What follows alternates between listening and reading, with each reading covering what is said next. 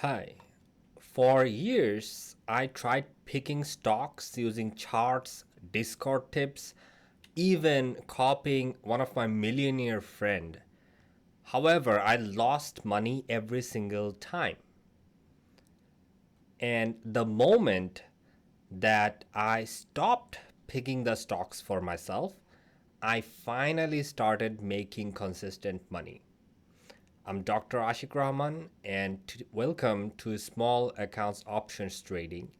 And today, let me show you what I changed and why it actually works.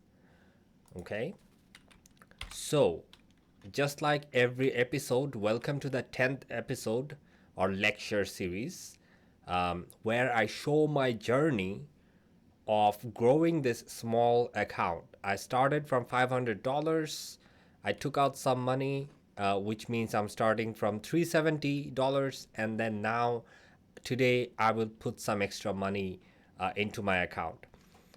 Now, if you are following my if you have watched my last episode, it was me basically ranting how all three of my positions in my account went against me. However, the weather has changed, the forecast has changed, and the cold, which is the inverse of natural gas, that is now trending a little bit upward because natural gas prices are falling down. Why? Because the weather forecast has turned warmer. And so my account size is climbing back again now. So let me show you what the situation at this point is. So if I go to my Robinhood account, today is a huge green day after last Monday's fall. Okay, just to recap, on Monday, I told you that my account went very low from the highs of 703 or something to 390. Why? Because of my positions going against me. So, for example, if I show these positions here, MSTR is still against me. Why? Because it's correlated to Bitcoin and Bitcoin is going down. MSTR is going to be a loser when I close it out on Friday. Cold, I have two positions in cold and both of them has been coming down, and if it comes down enough I will exit these positions at a profit, and I have enough time for myself to do that. Okay, so the update is, you see this huge dip, it's now gone up by a little bit. I don't know what's going to happen tomorrow, but let's see if this continues upward and we can break our account size highs from the last 3 months when we started. We started with $500. I took out $130. Now it's my capital input is $370. And now what I'm gonna do is I'm gonna put in more money. Remember, this is the beginning of a new month, and I got paid.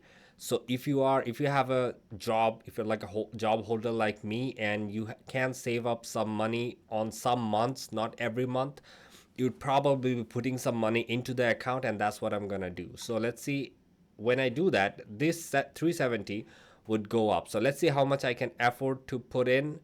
I would transfer some money uh, and deposit, let's say $800. That's what I can afford right now. Um, okay. And if I want to do an instant transfer, I have to go to my banking app and approve that transfer over there. So I'm gonna get into my banking app. As you can see, I'm doing everything live.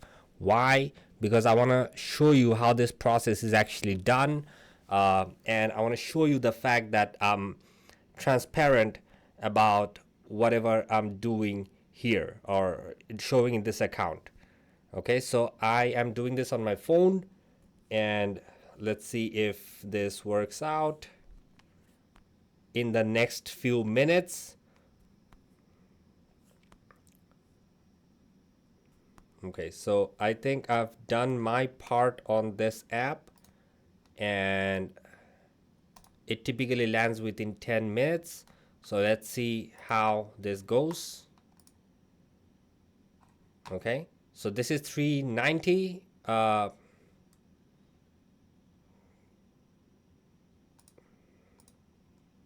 370. It hasn't gone up yet, so let's refresh this or wait 10 more minutes to see the account scenario after 10 minutes. Okay, so it has worked. So I just transferred $800 into my account, and as I told you, the way I keep track of my account growth is using this Google Sheet, where I show you exactly how much I'm putting in or taking out as soon as possible, as soon as I do that. So just to recap, I have these 3 positions on. That if I close them, those would be 11 trades. My goal is to complete this sheet and complete 100 trades for the central limit theorem, which is the law of large numbers to play out in my favor or against me. I don't know what will happen. So I'm gonna add $800. Today is 2/26, and so my account is standing at, if I sum this thing, the capital that I've put in total is $1,170 as of today, as of February 2nd, 2026.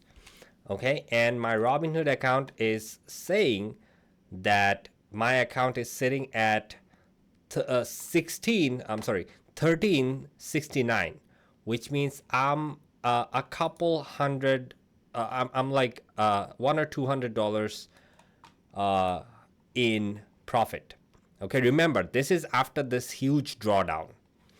Okay, so this series now turned into how am I growing this $1,000 account instead of a $500 account. Okay, so my titles and thumbnails would probably still say $500 account, because that's what I originally started with. So I'm gonna bold this thing.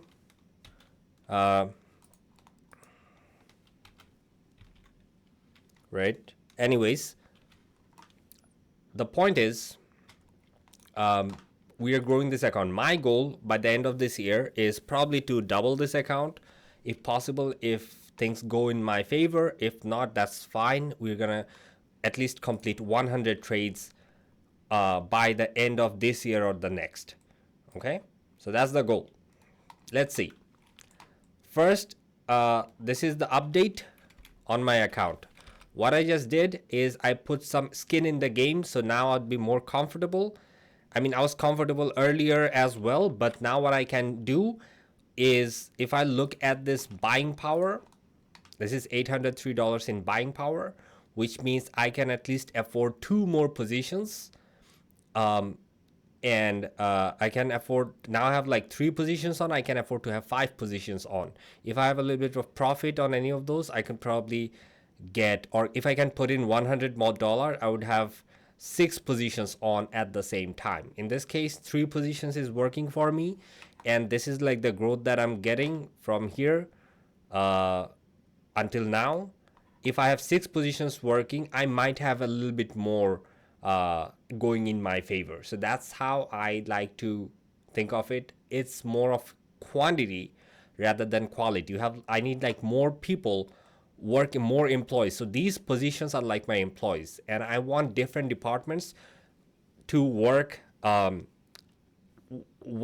efficiently, all 3 of those in different departments. And I want different employees in different departments. That's called diversification. And I want all of them to work perfectly. Currently, MSTR is not working well, but Cold is sort of starting to work well. If I look at this chart, MSTR chart is, again, it's 140 or something. For this to go up, or for me to make money on MSTR, what I need to have is on by Friday, either Bitcoin has to go up or MSTR has to go up for other reasons other than having Bitcoin go up. Also, what it can do is on Thursday, if the earnings is so good that the price of this MSTR goes really high, higher than 155, which is like a 15 or $20 run on Friday, or what it can do is there would be just a volatility crush on Friday, which would probably make me some money. If all of these things happen, I might come out with a smaller loss than what is looking right now. Currently, the loss is looking like $150. Remember, MSTR, I went in at 233. Now it's sitting at 380, which is about $150 loss. If things go in my favor, I might get a smaller loss, or I might even get a break even or a profit. I'm not holding my breath on that because according to my strategy, according to our strategy here, we account for all of these losses. So for example, I had a AMAT loss of about 150. I can have another loss on MSTR. Good. Moving on. The next thing is I'm going to give you a short summary of where I stand in my trading career. I'm going to create detailed videos later, but this is something that you need to know. Why am I creating these videos and why am I pushing for these things? Okay, one of the things that one of my subscribers, one of you guys, viewers, actually commented that I might not get really good views or a good number of views. Why? Because I'm speaking the truth. Okay, and people usually like to watch more hyped videos, get rich quick videos, but unfortunately I'm creating these videos which are like, people consider that as truths. Okay, so let me tell you how I came up with this thing, and before that what I actually went through to come up with this lesson. So basically I quit picking stocks. Okay, before I used to think like, okay, I know technical analysis, I know charts and stuff. I can probably pick stocks like a god or a prophet. I can see the future. But I was relying on faulty methods, which aka technical analysis. Why does technical analysis not work? Technical analysis sounds technical, literally it's called technical analysis, but the problem is just fancy woo-woo made to convince people that I'm sounding smart or I am smart. Okay, but let me tell you why technical analysis is bad. The main reason is something called efficient market hypothesis. If you don't know what that means, just Google. So this is like a Google that I'm pulling up, AI chatbot. It will explain to you in easy terms, but you really need to know what this thing is. And efficient market hypothesis is something that this whole financial world, the big investment firms to very small trading at the very fundamental economic level is based on. So you have to really understand what this means. So let me read off of this. Efficient market hypothesis is a cornerstone financial theory, blah, blah, blah. But it says that asset prices, this is the most important part, asset prices reflect all available information at any given time. Which means if you look at a chart or the prices, the current price, it says the price takes into account all sorts of information available, and the market is so efficient that there is no way you could know something extra that would make you money over some time. Okay, there is no way you can know something that is not already baked into the price of the market for you to make money. Okay, so unless you are God or a clairvoyant or you have a magic ball or something, there is no way that you can make money from the stock market. Okay, because there is no arbitrage opportunity. There is no uh, way that it is priced inefficiently and you can uh, extract some profit out of it. It's not possible.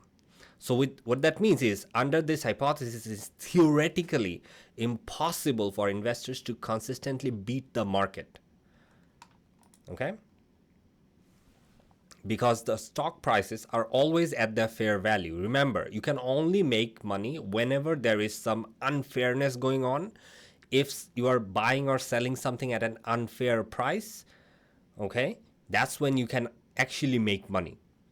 If everybody was trading everything at the exact same fair price, nobody would be making money. It would just be a charity. Okay, the only situations when people actually make money if there is pricing is like unfair. So this was developed by Eugene Fama in 1960s and 70s. And now you might say, okay, I don't really agree with this hypothesis. This is not a theory. Why should I agree with this? Well, you are correct. So there are three schools of thought for or against this hypothesis. The first school of thought says that the efficient market hypothesis is it's weak. This is not a really good hypothesis. And what that means is prices reflect all past market data, and technical analysis is considered useless for gaining an edge. Why? Because the price basically prices in or bakes in all the previous market data. So you cannot really have an edge or a vantage point if you are using technical analysis. Why? Because in technical analysis, you are just using the past market data. And so everyone is using the past market data, and everyone has that same exact edge as you have when you are using technical analysis. Okay? That's the weak form. The weak form says technical analysis cannot predict future market or prices.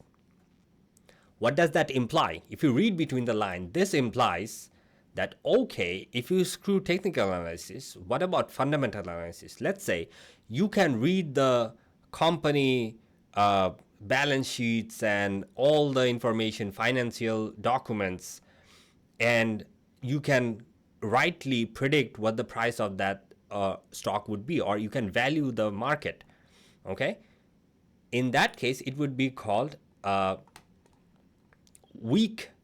In that case, it would be called fundamental analysis, and you can actually make money from fundamental analysis. That's what the weak form says. So I asked Google this question: does weak EMH, efficient market hypothesis, say fundamental analysis can predict the market?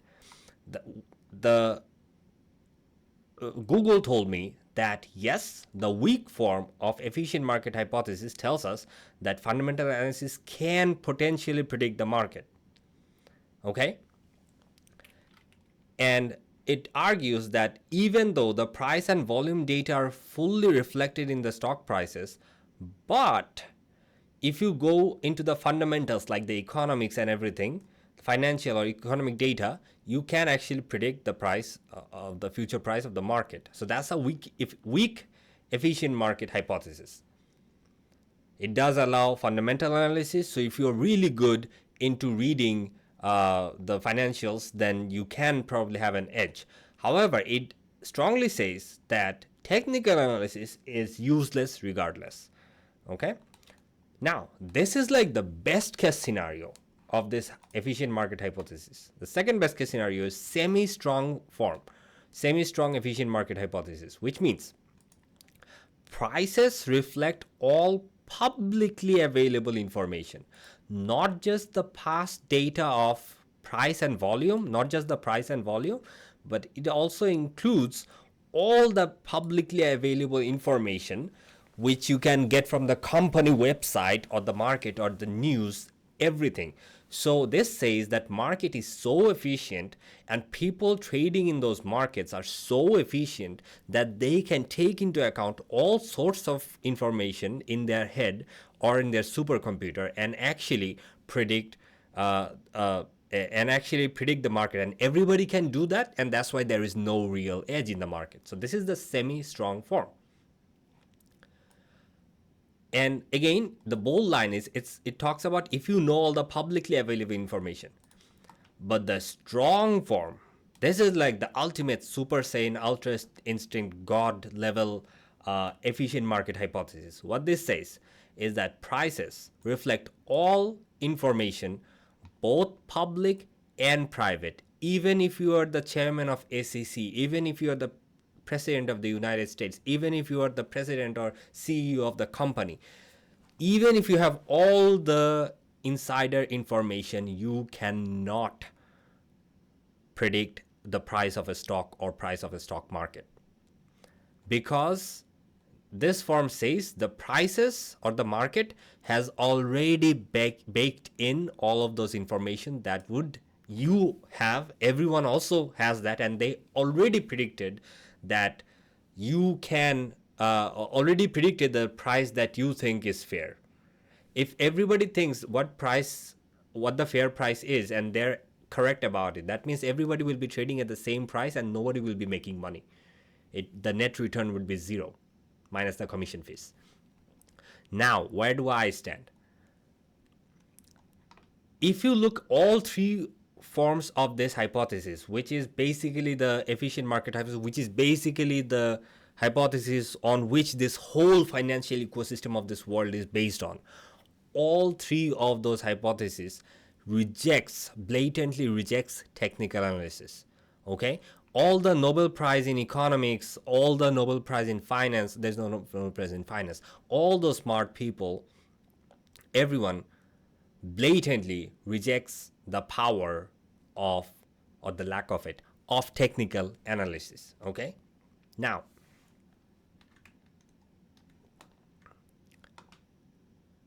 because if technical analysis actually worked, it would have worked for everyone. It only works for certain people because it doesn't work for other people.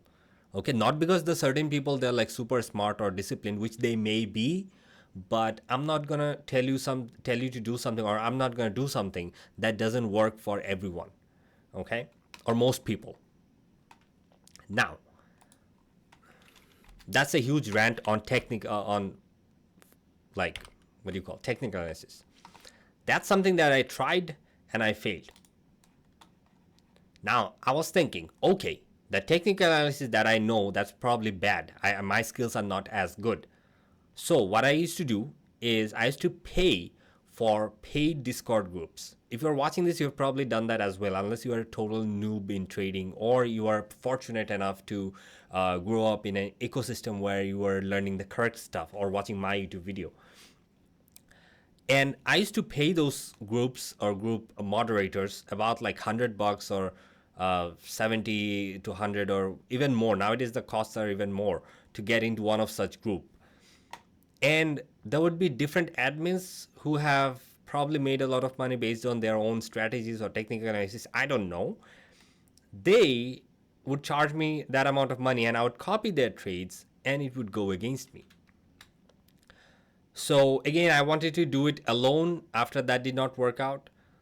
So I wanted to copy a friend who I know became a millionaire using technical analysis or his way of trading. Okay? As I mentioned, for every person who became a millionaire in trading, there would be 1 million people who have lost at least $1 in trading. Okay? Obviously, easy maths. So I decided to copy him. And even I copied him, he would make money, I wouldn't. Why? Because he already has $1 million account, so he can put in like bigger sizes, he can bet, he can afford to lose a lot of money, he can take a lot of risks, he can run, at the same time, he can run 10 to 20 different positions and 10 to 20 different $200 or $500 positions at the same time. Some of the positions would make him a lot of money. Most of the positions would turn into total losses, which is fine for him because if the loss is like $200 or $500, but the ones that is making him a lot of money is, let's say, $2,000, he is more than making up for the ones that he's losing. My case, I have a $500 account. I have a $1,000 or $2,000 account at max. If I stopped eating and started saving money, I would have $2,000 in my bank account. Okay, I started trading with it. At the max I can trade with him is 4 $500 positions, or 10, or let's say 7 to 8 $300 to $400 positions. Okay, because if you really want to make a meaningful amount of money, you have to trade a lot of positions, or the positions itself has to be a little bit big. Because if you are buying into a $100 call, it can only go up to $150. Okay, and then you are paying for commissions and stuff. So that's not feasible. So copying him did not work out for me. Again, I gave you this whole rant on why it did not work for me. So because again, there is no edge in technical analysis. Now, if I'm considering the semi strong form of this technical analysis, of this efficient market hypothesis, there is no edge in technical analysis, so I'm gonna not use that, let's say. But if I believe in the strong, semi-strong form, which means fundamental investing can actually make me money, which is true, I guess, for many people. And I know investment clubs and investors actually work in groups of different groups like economists, finance, like traders, macroeconomists, microeconomists, stuff like that. They work together to decide which stocks to get into. Okay, so it's a huge amount of work for one person. Now, again, I would have done that. Eventually, basically, after all of those work, people do invest in Google, Apple, Microsoft, all those, basic stocks, blue chip stocks that we know. So ultimately, I could technically copy them, right? But then again, just like you or most people, I consciously know that I don't want to be making money slow. I have this issue in my head that I want to be rich quicker or beat the market, right? And so since I'm not doing long-term investing, I had to take some risk. I wanted to take some risk in the options market because, as you can see, there is always this potential of compounding returns in the options market. So who wouldn't want that? I wanted that. And so I wanted to figure something out. And then again, I have this $500 account or $2,000 account maximum. If I buy Apple shares, I don't know how long that would take me for that account to go up, and I can get cash. In options trading, you can actually get cash. Okay, once you exit the position after a certain expiry date, you actually end up with cash. Unless you, of course, if you want to buy the stocks or get assigned, that's a different thing. But I want my trading to be a little bit more liquid and quicker. Okay, so I didn't like that. The third thing, even let's say, even I had that amount of money to do long-term investing. Problem is, I don't have enough knowledge or information about fundamentals. Someone in the insider trading in the company can make a lot of money. Okay, someone who has a lot of knowledge about the fundamentals of a company can read all the financials, can read a bunch of news, can make informed decisions, can have those long-term investing skills, which I'll probably have at some point in my life if I want to. But since I don't have, again, I'll probably just copying other big YouTubers by investing in Apple, Tesla, Facebook, which is Meta, Microsoft, Netflix, Disney, all the known ones. which is a way of making money. You diversify your account, but then again, the problem is, if the stock market goes down, all of those stocks, since they're correlated with each other, it would just go down with the stock market. Do you want to see that happen? I don't like it. I don't like that drawdowns when I don't know when they're going to bounce back up.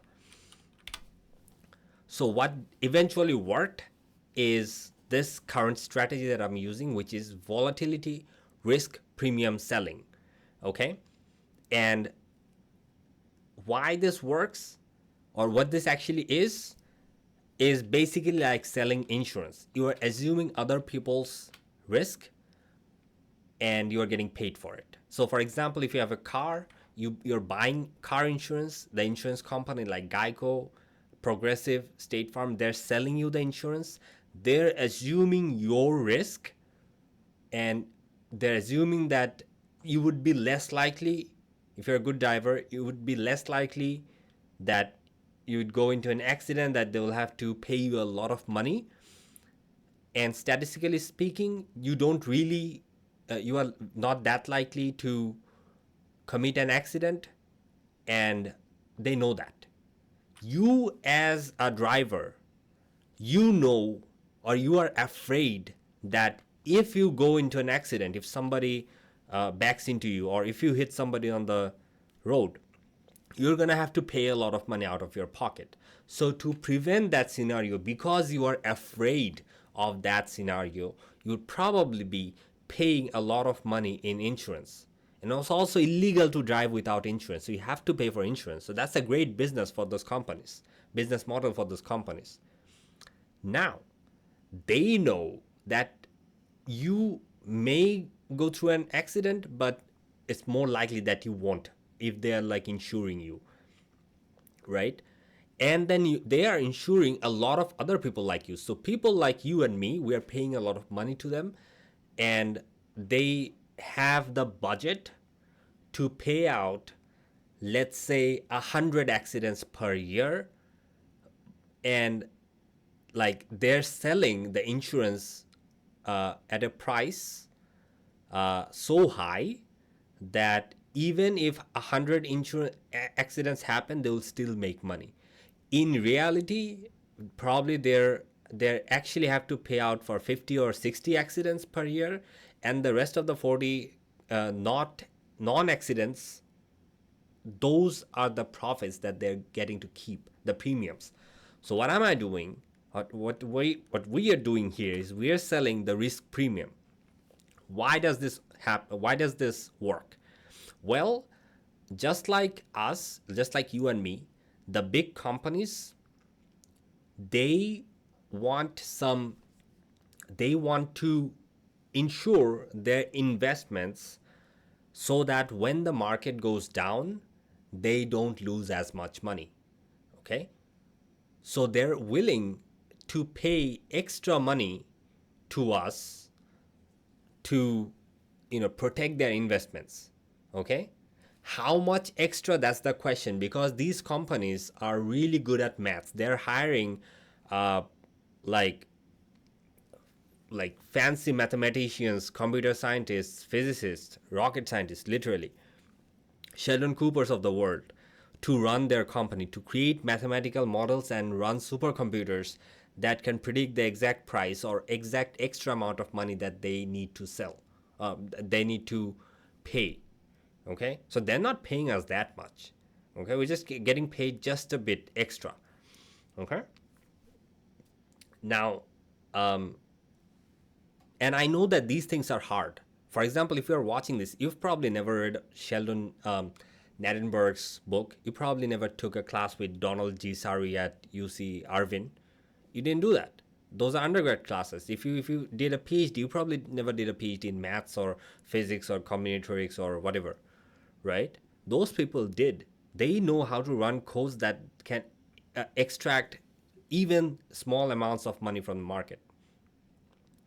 Okay, so the amount that we're getting paid is like just the amount that would keep us motivated to play this game, just enough so that they can get out of their big losses. when those events happen. And when those events happen, my account will go down a lot, right? I'll probably be losing a lot of money when the stock market crashes and when my account is highly correlated or undiversified. But they're going to save their money in those scenarios. Okay? So we're just getting that amount of payment. That's the first reason. That's what is called volatility risk premium selling. That's what I'm doing. Why this happens is when the volatility is high, when let's say the stock market goes down or crashes, that's when the volatility rises by a lot, right? In those scenarios, the volatility is high and I can sell these risk premiums like at a higher amount of money. And when this actually goes up, when the volatility in the market goes up, there's fear in the market, and we make a little bit more money compared to now, which is stable market. And usually, empirically, historically, what happened was whenever the stock market goes supremely down, it just comes back up at some point. Or even if it doesn't come back up, the volatility, if you look at the VIX chart, VIX, that chart goes or comes back down eventually. So I'm going to show you what a VIX chart looks like. VIX is the volatility index of S&P 500. Okay, there are other volatility charts of different stocks, gold and stuff like that. I'm just showing the stock market one, S&P 500 volatility index. So as you can see, this chart is always trading at the mean most of the time, the average. Average is what? This blue line, just the prices are just below the average, accounting for the peaks here. The price is like about 15, 16, 15, 16, 14 and so on. Now, when the stock market goes down or crashes, the VIX goes up like this. So for example, last year, Trump said a lot of stuff about the trade war with China. That's when the stock market crashed down and VIX went up. If you look at it empirically, if you look at it all time, okay, this is like all time graph. If I look at this 5-year graph, what you will see is it always comes back down. So if you can sell the volatility premium when the volatility is very high, not when it's low, when it's high, you are almost guaranteed. There is no guarantee, but you are pretty much somewhat guaranteed to make money. Or you can sell the volatility at high prices compared to when the volatility is low. When the volatility is low and you are selling the risk, what risk are you taking? You're basically risking your own account, because if it is here, there's nowhere down to go. So how would you make money if it doesn't go down and you are selling it at the first place, right? So the reason this works is because volatility tends to come down to the mean, and the fancy name for that is called mean reversal. There is no mean reversion in stock market or any stock price.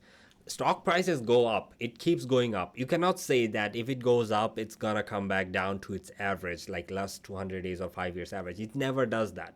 It can go up, it can keep going down.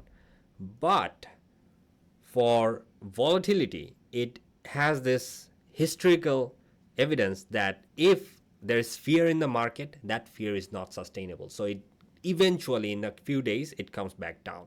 So if you can sell the volatility at its peak, you are guaranteed, or very much guaranteed, to make money. There is no guarantee in the stock market or any market, but that is like the closest to guarantee that you can have based on human psychology.